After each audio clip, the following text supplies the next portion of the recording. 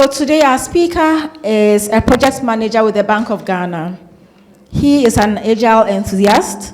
He is a certified project manager.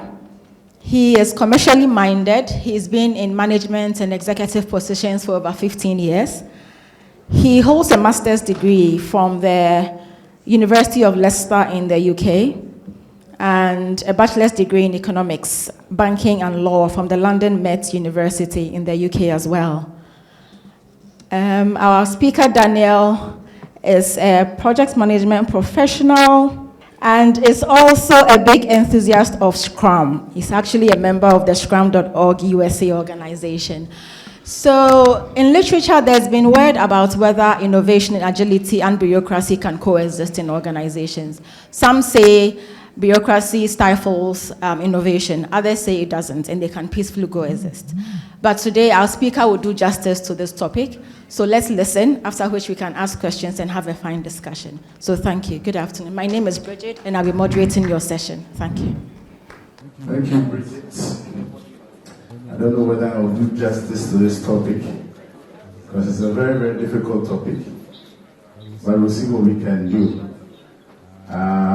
When you're in a room full of your former bosses, your trainers, your classmates who you know are more intelligent than you are, there's a lot of pressure on you. Some of them you've seen in a very, very long time. And then you meet them here. Then you ask yourself, what can you tell them? But then we'll attempt to talk about this. This topic is just to generate some debate, prick our minds, get us thinking, go back to our organizations and see whether these two extreme management theories, i.e. bureaucracy and innovation, I call it's an oxymoron. Oxymoron meaning that the two of them to coexist is very difficult, because one is on the other side of the spectrum and the other one is on this side of the spectrum. So we'll try and see whether we can. So this is my bio. You heard about me already. Project management, Scrum Master. I've been in various industries as well. Real estate, energy, telecoms, banking, fintech, logistics, law enforcement, and mining. This doesn't mean I'm a very smart guy. It's called hustling. Hustling. They say when life gives you lemons, you make lemonade. So wherever I find myself, I try to apply myself. Okay, so I've also written an article in the BFT, co-authored by myself and my former boss in the BFT in 2017. As Agile as a strategic accelerator for the private and public sector in the fourth industrial revolution, an employee in customer service, customer experience perspective. So when you have the time, you can read that article as well. These are the days when I was a management consultant with a company called Akaditi, and we were doing an agile transformation at Ghana Police. Now don't laugh. Agile transformation in Ghana Police. We'll talk a little bit about that too. So quickly, today, we'll look at the history of management theory, reality for organizations in the 21st century. What is bureaucracy? What is innovation? What is agile agility? And a bit of Scrum. Then we'll try and answer the question, can bureaucracy and agility and innovation coexist? We'll look at an article, Project Economy Has Arrived, NASA case study, Deutsche Bank and Ghana Police. Because I work with the regulator, we'll look at a bit of financial regulators, what is happening innovation-wise, and then we'll conclude by how do leaders encourage a culture of innovation. Now, I must put on record that whatever I say here is my own personal views. I'm not representing Bank of Ghana in any way, so whatever I say here is my own personal views. They're not the views of Bank of Ghana. And if you ask me about inflation and all of that stuff about the economy, I'll refer you to the Combs department in Bank of Ghana, because I don't speak on behalf of Bank of Ghana. I just want to put it on record. Okay, so then quickly, I'll run through these ones quickly because most of us know all of this already. But just to put a conversation in context, I'll run through these ones quickly.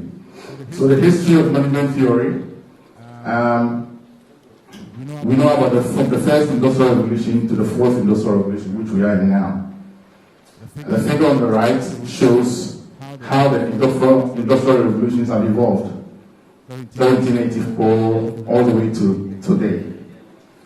But we see there is a trend. So we know about, this is the fourth industrial revolution. We know about AI and big data and all of these things that are happening. I wouldn't want to bore you with all of these things. Moreover, it is disrupting almost every industry in every country.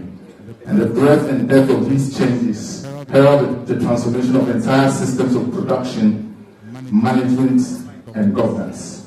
So the fourth industrial revolution is disrupting production, systems of production, management, and governance. I want you to keep that in your mind. Management and governance. Many times we just talk about the technology side of the disruption. We always talk about the technology side of disruption. AI, big data, all of those. But management must change as well. And that's what I want to focus on today. So, the development of the management theory has indeed evolved in response to external environments and the advancement of technology and industry. Each industrial revolution has brought about significant changes in the way organizations are structured and managed. First industrial revolution was the introduction of the steam engine technology concept of division of labor by Adam Smith. That was the first industrial revolution. When you come to the second, there was instruction to use electricity and the emergence of scientific management principles by Frederick Taylor. So you see the trend. First industrial revolution came, management theory started to evolve. So from Adam Smith, they went to Frederick Taylor. So management theories have adapted to changing times. So anytime the time changes, management theories also change. As a result, there is a need for organizations to assess whether management and leadership styles are aligned with the demands of the fourth industrial revolution. This is what every organization should be asking themselves today.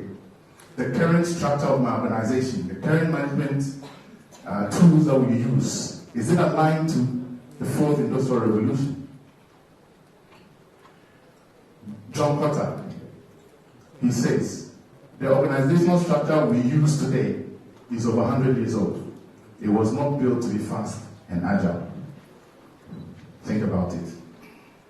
I think Dr. Moses spoke a little bit about that when he said that the organizational structures are in the 18th century. Seriously, they are. But technology and disruption has gone way ahead. How many of us here in the public sector? Public sector? Okay, so the rest of us are in private sector. So we'll try and straddle between both public and private. Sorry? Okay. All right. Please, the third sister. Okay. Okay. All right. So we've established quickly that when technology starts to improve, management theory also increases. Now, the reality of organizations for the 21st century. It's not the strongest of the species that survives, nor the most intelligent that survives. It's the one that is the most adaptable to change. Charles Darwin. Now, this quote illustrates the importance of adaptable mindset for leaders of today in the face of constantly changing environment. In the current world that organizations operate in, leaders are reminded that to survive is not how strong your balance sheet or your P&L statement is, but how adaptable you are to change. We all know these things already, but we just want to remind ourselves. We are in a VUCA environment. We know what the VUCA environment is: volatility, uncertainty, complexity, and ambiguity. We saw that with COVID, we saw that with Russia-Ukraine war. Things change so fast. Now I want to give you quickly 3 examples of companies that didn't adapt to change and what happened to them. Kodak, established in 1888, had 80% market share. By 2012, they were bankrupt. Nokia, everybody had a Nokia phone. Many years ago, we all had a Nokia phone. And if Nokia were smart, we will all still have a Nokia phone today. Nobody will own an iPhone or Samsung or whatever. They could have taken over the market. Remember the 3310? Yeah. We all had one. They failed to see the changing market. And what do you guys think about this topic? Can they coexist? Can innovation and bureaucracy coexist in an organization? What do you think? So I asked a question some time ago about the relevance of bureaucracy in the first place, because from primary in social studies, one of the things you learn is that bureaucracy is bad. It stalls progress. Bureaucracy is terrible. So at some point, I attended a conference and I was asking, why at all do we still have bureaucracy? And somebody answered and said, sometimes bureaucracy is what enforces some checks and balances in place, because you need to move from one stage to another, especially to ensure that people at various levels, make sure that the right things are done, process and procedure. But now we are in the age of agility, and agility is saying, as and when you go on, improve, get to a point, get some things done, measure the impact, you build up on that.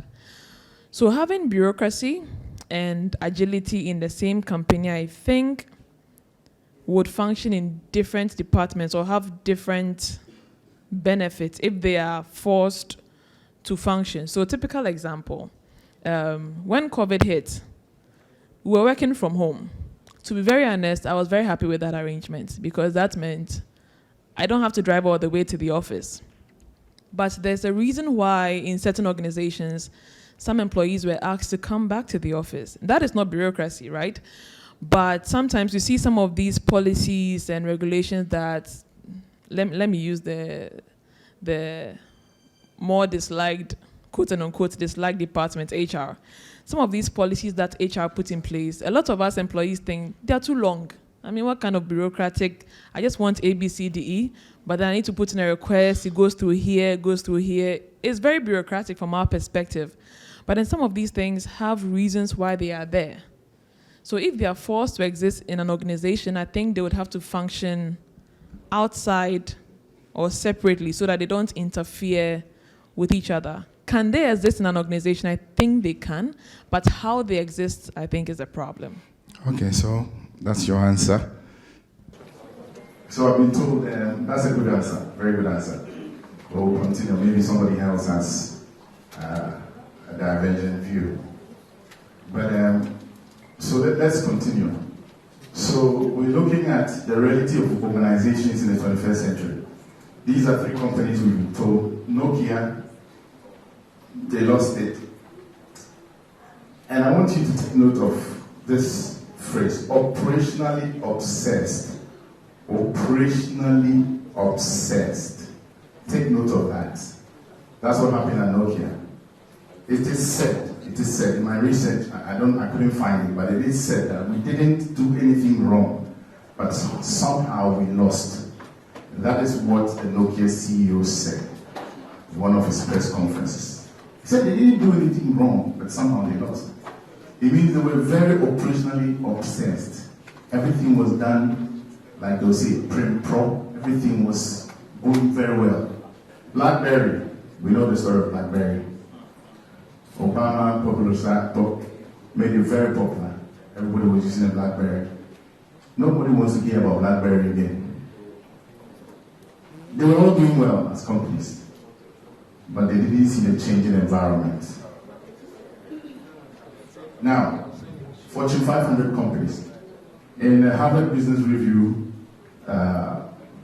article, it states research shows that since 2000, 52% of the companies in the Fortune 500 have either gone bankrupt, been acquired, or ceased to exist as a result of digital disruption. This is fact. You know, Fortune 500 companies, the best 500 companies in the world, they have a way of measuring that. So this is the reality of organizations in the 21st century. Now, Charles Schwab of World Economic Forum says, the new world is not a big fish that eats the small fish. It's the fast fish which eats the slow fish. Okay, so we've seen the history of management theory. We know now the reality of organizations in the 21st century. What is bureaucracy? Quickly. We see this image. This image shows what bureaucracy is. A casual Google search says it's an excessively complicated administrative procedure. Investopedia says it refers to a complex organization that has multi-layered systems and processes. The system and processes that are put in place effectively make decision-making slow. They are designed to maintain uniformity and control within the organization, just like you said. It's to keep uniformity and control within the organization. At the same time, it slows decision-making. Max Weber, 20th century writer, said the more bureaucracy is perfected, the more it's dehumanized. That drive the human element out of our organizations to make them as rational as machines. Weber also said bureaucracy was the best known means yet invented to achieving what he called imperative control over human beings. We are bashing bureaucracy big time. Now Gary Hamel, who is a professional speaker and management consultant, he does a lot of work in bureaucracy, and he's one of the guys who is anti-bureaucracy. So he's a professor at London Business School, founder of the Management Lab. He says the word bureaucracy was coined in the early 18th century by a French government minister. It means the rule of desk. It was the idea of building organizations not so much around individuals, but around positions, and that the organization would be run by desks. So this is what he says. Now he has a book called Humanocracy. And in this book, Guy Hamel says that humanocracy is a human-focused company that optimizes people's contributions to the company rather than just their obedience and their production numbers. The central belief behind a humanocracy is that each person, regardless of role or job title, deserves the chance to nurture their unique ideas and creative gifts. So he does a lot of surveys on bureaucracy as well. So to measure the impact and effects of bureaucracy and how much it's costing an organization, Gary Hamel teamed up with the Harvard Business Review on this website, www.humanocracy.com. He has what they call Bureaucracy Mass Index. And in there were 10,000 respondents who were asked about bureaucracy. And he found out that in large organizations, more than 5,000 people, 79% of people said bureaucracy significantly slowed decision-making. Now put all this in the context of a VUCA environment. 68% said the organization new ideas are met with skepticism or outright resistance. And then 76% said there are a lot of political behaviors. Now after all this, I want to ask a question, a rhetorical question. I don't need your answers now, rhetorical, just to keep you thinking. Do organizations still need excessively complicated procedures, long, complex decision-making processes? As a leader, have you ever paused to ask how the culture of bureaucracy in your organization is stifling innovation and new ideas? What are you doing about it? How many of you work in an organization with these traits? Long manual processes, tall hierarchies, the boss only has all the answers, a lack of urgency, and maintaining the status quo. I had a CR for the last 20 years. Don't come and put some sand in our carry. This is what we have been doing for the last 20 years. Nothing has happened. Don't change it. Now, Steve Jobs, he says, it doesn't make sense to hire smart people and tell them what to do. We hire smart people so they can tell us what to do. This is what Steve Jobs believes in. That's why Apple was very successful. He hires people who are smarter than him. That doesn't happen in most organizations. The bosses are always threatened by people who are smarter than them. They should tap into that intelligence. Okay, so we know what bureaucracy is. What is innovation? OECD says adoption, assimilation, and exploitation of value-added novelty in economic and social spheres, renewal and enlargement of products, services, and markets, development of new methods of production, the establishment of new management systems. It's both a process and an outcome. In other words, a process whereby organizations transform ideas into new products, service, or processes in order to advance the vision and the mission of that organization. An example of a very innovative company is WhatsApp. With a lean team of only 50 staff members, they serve 200 million users, showcasing how efficiency and scalability can be achieved through smart processes and innovative solutions. This led to the acquisition by Facebook for a staggering $19 billion. WhatsApp, very innovative company. Airbnb, the biggest hotel company in the world, but they don't even own one hotel, but they're the biggest. Acting as a broker charging commission, they became the largest hotel company in the world in terms of inventory, surpassing traditional hotel chains. Airbnb is bigger than Marriott. If Marriott want to expand, they have to invest in capital expenditure. They don't need that. Uber, the biggest taxi company in the world, that doesn't even own one company, one taxi. They don't even own one taxi, but they're the biggest. Just to throw light on innovative companies. Facebook is the biggest publisher in the world, but they don't own a printing press. Netflix disrupted the movie rental industry dominated by Blockbuster by introducing a subscription-based on-demand streaming, leading to the downfall of Blockbuster and making Netflix one of the biggest cinema companies in the world. So you see a trend. So quickly, I just want to touch a little bit on the Netflix Blockbuster case study and how it came about. What happened?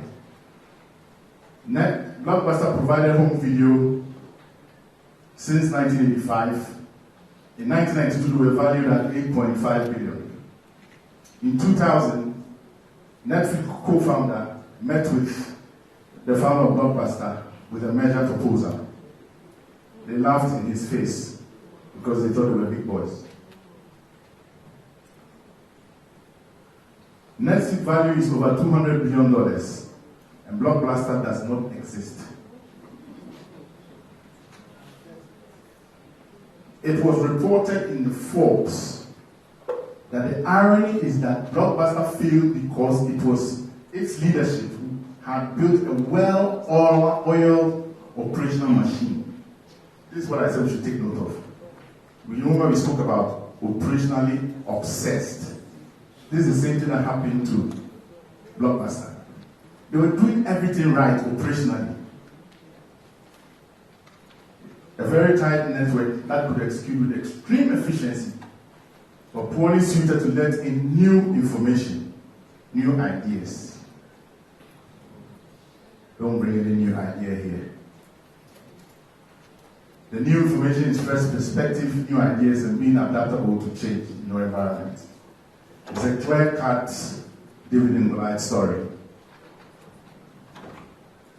MONNEY Snow of Drift.com, a tech company.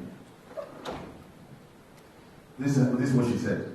So the next time you think to yourself, the way we do things now will never change, remember the Netflix versus Blockbuster saga and how an entire industry can be upended in just a few years.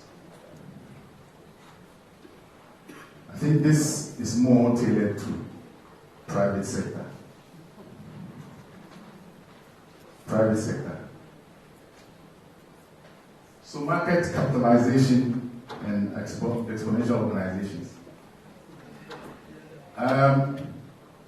Market capitalization is the value of a company. The way companies are operating now has drastically changed. We have new innovative business models. Companies are hitting market capitalization of over $1 billion between 2 to 8 years. 2 to 8 years, they hit $1 billion. Previously, market Fortune 500 companies, it took them 20 years to hit this. So exponential organizations. Let me just rush through this because I'm running out of time to answer the real question. Agile, we know what agile is. Agility, these are just definitions. Scrum framework. So yeah, can bureaucracy and organization in a company coexist? I will look at this is an article by Antonio Neto Rodriguez, who is former chairman of PMI. This is what he says. The most significant disruption of the 21st century is not technology, artificial intelligence, or big data, but it's the way organizations and countries will be managed through projects. Now, this is what he says in his article. Due to the VUCA environment that organizations find themselves, they need to be ambidextrous. In football parlance, when we say ambidextrous, it means you can play with both feet. Zinedine Zidane, Ronaldo, you give them the ball on the left flank, they will use their left leg to play. Likewise on the other flank, so they can play both. And that's what he's trying to say. Or balance exploitation of their caring capabilities, operations, right, with exploration of new competencies. So you're looking internally, i.e. you're looking at your operations, right? At the same time, you're looking at exploration of new competencies. That's where projects comes in, new innovative projects. In other words, they need to be focused simultaneously on running the organization and changing it. The focus on operations or keeping the company running in short term, the objectives are mainly performance driven, and the structure is hierarchical. Culturally, the model is command and control. So if you're just running operations, it's bureaucracy. But with regards to training organization or looking into the future, the article contrasts operational to non-operational activities like strategic and tactical initiatives.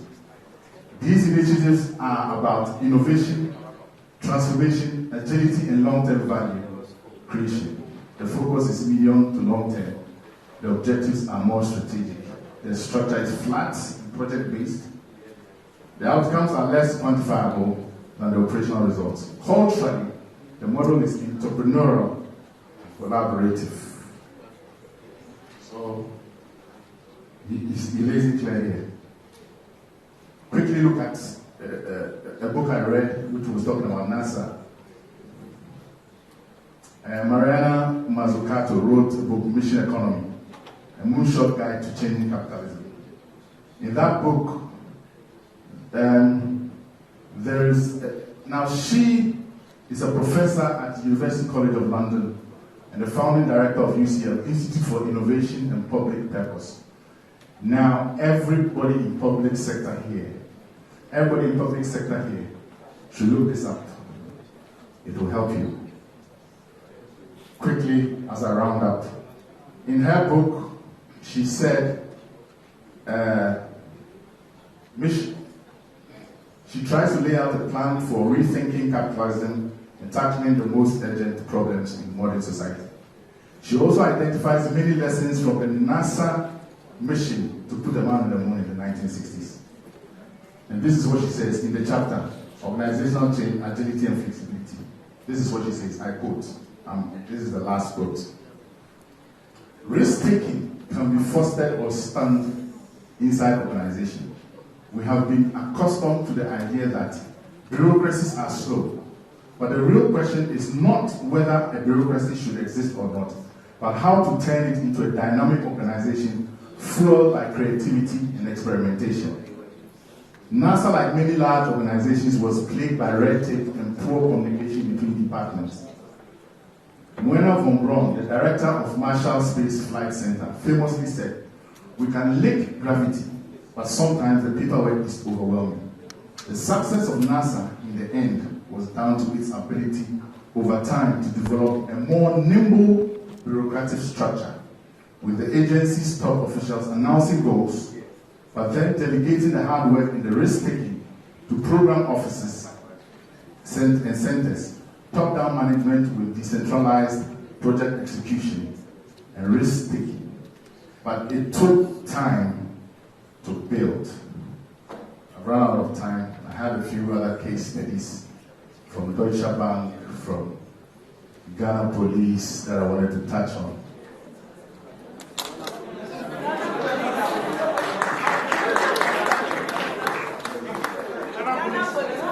Okay, quickly, let me just. Okay, so Deutsche Bank, Ghana Police, okay. Ghana Police, okay. So the Ghana Police, I was a part of it. I was a part of it. A company called Acadity. That's my boss there.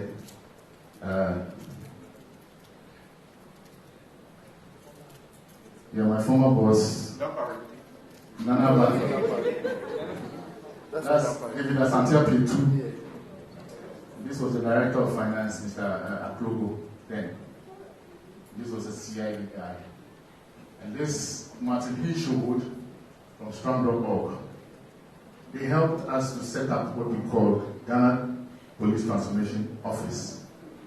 The brainchild behind this was Nanaban, who was my boss then. So this was our office. We set up a studio. That's the office there.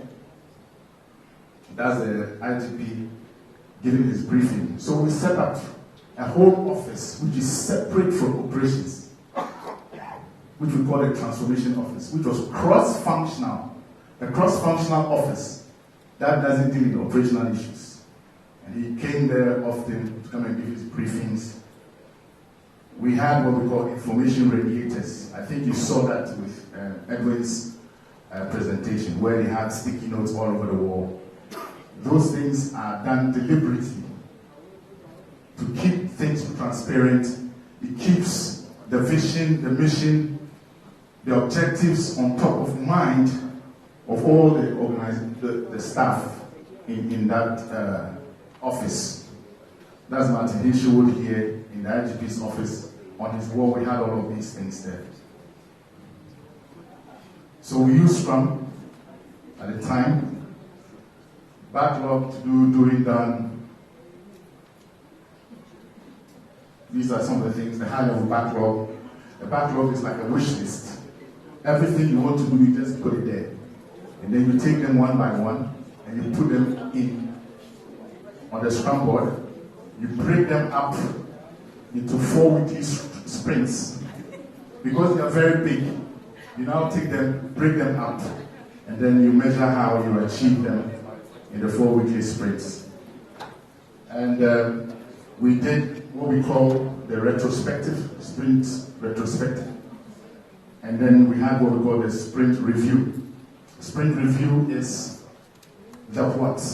What have we achieved? The retrospective is how, the how. So in the retrospective, we ask questions like, what went well? What didn't go well? What can we do to improve? And I'll just touch on 3 little achievements. Albeit we had many challenges, many challenges. Funding, so many things. And he is no longer IGP, so obviously you don't hear about transformation again. Achievements, there was a new website which we built. You might take it for granted, or website, what does it mean? Ghana Police at the time didn't have a website. This website won awards in 2018, Ghana Technology and Telecommunications Awards, won the award of the Leadership and Innovation in ICT Transformation, Best Government Website and Best Government Use of Social Media, because we had embedded Facebook and all of those stuff. And then we did what we called an e-policing pilot project. East Legon Airport and Guam Ministries, NIMA, collaboration with Vazentel, Stratuk, University of Ghana, and we set up a pilot project. Don't ask me what has happened to this.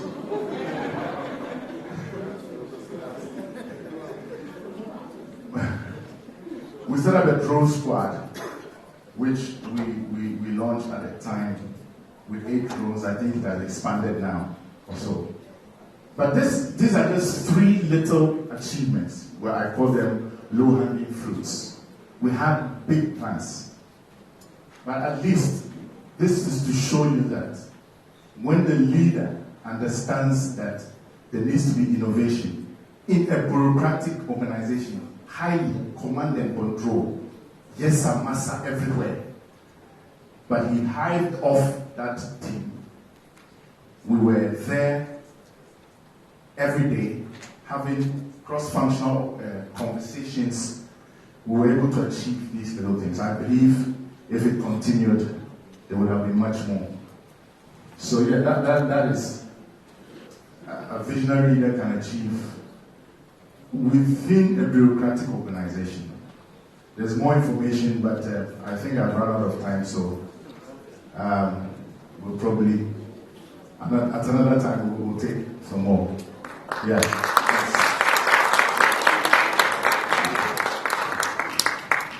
Thank you very much, Daniel. Was very interesting. Okay, so we are open for questions. For me, my key takeaway, and I noted it, it's with the Steve Jobs quote that said, we hire people to tell us what to do, and not the other way around. Smart people, correct. And also the point that you made about the NASA lady, the lady who wrote the story on NASA, about how organizations have to run a more nimble bureaucratic structure. And we saw that in the police case as well. So would open the floor for questions. I'm sure the question that he asked earlier that we should all think about, you've had some time to think about throughout the presentations. So if there are any questions, please, Daniel will be glad to take them. Thank you. My name is Zenkin, and my question is, there's no doubt bureaucracy is very important. It has its place. But then, are there basic characteristics to look out for, just so you can tell that the state of bureaucracy is overreaching, that it's getting out of hand? Just basic characteristics that anybody can look out for. Thank you. Thank you very much. I enjoyed the last part where you showed the IGP Nampari and his vision. No, it was David Asantiapi too. Asantiapi. That was 2017. 2017. All that. So my question is, after all this beautiful vision, what has happened? Because our problem is not that we cannot do it, but we need that transition Other than that, all this project management thing that we are talking about, one leader takes over, that's what he can do. Another leader comes, destroys everything, and so on and so forth. So, what can we do? Hi, my name is Emmanuel. My question is, in a strictly bureaucratic organization, what will be, your suggestion in terms of steps they should take to move from strictly bureaucratic to a more agile organization? So you mentioned that an organization or bureaucracy is not strictly a bad thing, but the ability of the leaders or the management to also embrace agility as part of their bureaucratic processes is what is actually important.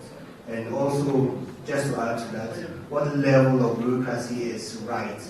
Is it that they can't be fully bureaucratic, but a certain percentage of bureaucracy is required to make sure, we don't go fully agile and mess up the whole organization in terms of organization and structure, but a certain level of bureaucracy is required in an agile organization. So those are my two questions. You see, innovation and agility should be a boardroom conversation. Leaders must recognize that, you see, they should have a seat at the table. If they don't have a seat at the table, it will die. I showed a picture of Deutsche Bank. This lady here is managing director, global lead of Agile Accelerator. She has a seat at the table. So she's having conversations with the CEO, the CFO, and all of these things. If she doesn't have a seat at the table, whatever she wants to do will die out. If you're going to put innovation into some corner somewhere, it will go up and it will never see the light of day. So those are some of the things that I think must be done. Leadership, it all comes back to leadership. The leadership must be able to appreciate the need, right? Like we said, being ambidextrous. Running operations at the same time looking at the future. That's what must be done. What was the next question? The Ghana police thing. You know, when I read the NASA thing, at the end, it said it takes time to build. Even NASA, they have acknowledged that to do these things, it's not a 9-day wonder. This thing takes years to do. So if somebody comes, starts something 2 years, and that momentum is not maintained, it might not have the significant impact that we all desire. That's why I showed just those 3 little, if you like, low-hanging fruits, things that you can achieve quickly. But then, like you're saying, the citizens don't see the impact yet. If you want the citizens to see the impact, you have to it takes time to keep going to see the impact. So that's my answer to that question. And the real thing is the political environment we find ourselves in. Once the head is changed, if the next person doesn't have the same vision, it becomes a problem. Yeah, Dr. Moses wants to say something. Do you mind if I say something? Yeah, go ahead. You talk about NASA, so... Mm-hmm. And you kept looking at me. So I wanted to be sure I'm saying the right thing. You did. What you touched on is very important. And NASA didn't stop at realizing we have to change. In fact, we are in this continuous learning mode, and it's part of the hats that I wear as Chief Knowledge Officer. So in the year 2003, when we lost beautiful astronauts, 7 of them, one was my personal friend, an Indian of Indian descent. We used to eat lunch, so I took that loss very personal. We did an in-house search, what's wrong with us? And again, we had to learn a few things. So it used to be, project managers wouldn't like this. At NASA, we used to say the project managers were gods. I'm not joking. And when we did that investigation in 2003, I was a young boy. Don't calculate my age. We found out this syndrome of making project managers God contributed to that accident. For those of you that were old enough, you remember a lady who was the program manager for the shuttle program on CNN. And she played a role that I don't want to call names, literally a god. If I speak, you don't speak. So we changed. I didn't want to go too far. We changed the culture. And so now engineers can be hired today, you can be an intern. If you see something being designed, if you see something, somebody saying, let's launch, this is why I don't like Elon Musk, don't tell him. If you see, by the way, he doesn't work for NASA, he works for us, he's a contractor. Okay, I get asked all the time. So, if you're an engineer, you're an intern at NASA, and you found something being done, you see something, the project manager can earn his or her big bucks, the money, right? But you can speak up. You can speak up all the way to the NASA administrator. So we are always learning. This is very important, what he's touching on. And you have to be willing to do that. You have to institutionalize those practices, and that's what he's doing with this. If you allow just the MD today to evolve that change and he leaves and somebody else comes in, it won't work. So I'm done, because you said NASA. So, on the last question, basic characteristics, I think Dr. Moses has touched on it. You know, if an intern can make a suggestion and get the ear of the top bosses, then it tells you that the culture in that organization is changing. In most organizations, that intern would not even have an opportunity to meet the MD face to face. Nancy, I'll buy also where you get me. It's a cultural thing. You understand? Because it surprise you that intern, maybe at night he's doing some serious research, he has a bright idea, and it will change the organization. So you have to encourage a culture of speaking up. In agile organization, in agile panels, they call it a safe place. You have to have a safe place. You also have to encourage experimentation. Experimentation is very, very important. And experimentation comes with failure. Failing and learning lessons from that failure. Most organizations don't entertain failure at all. But for NASA to have reached where they've got to, they have many failures. Many failures. So if an organization does not encourage that, you are stifling innovation, and you will pay for it if you are private. If you are private sector, you might be wiped out. If you are public sector, they will always be bashing you. All right, thanks.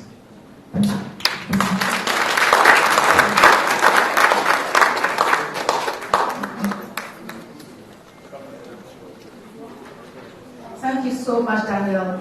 I believe we are going away with a good amount of knowledge and understanding of how we can build nimble, bureaucratic organizations. For me, that's one key word I'm taking away. Thank you. Very insightful, very good. Thank you. Okay, so we will do the presentation of the certificates now, and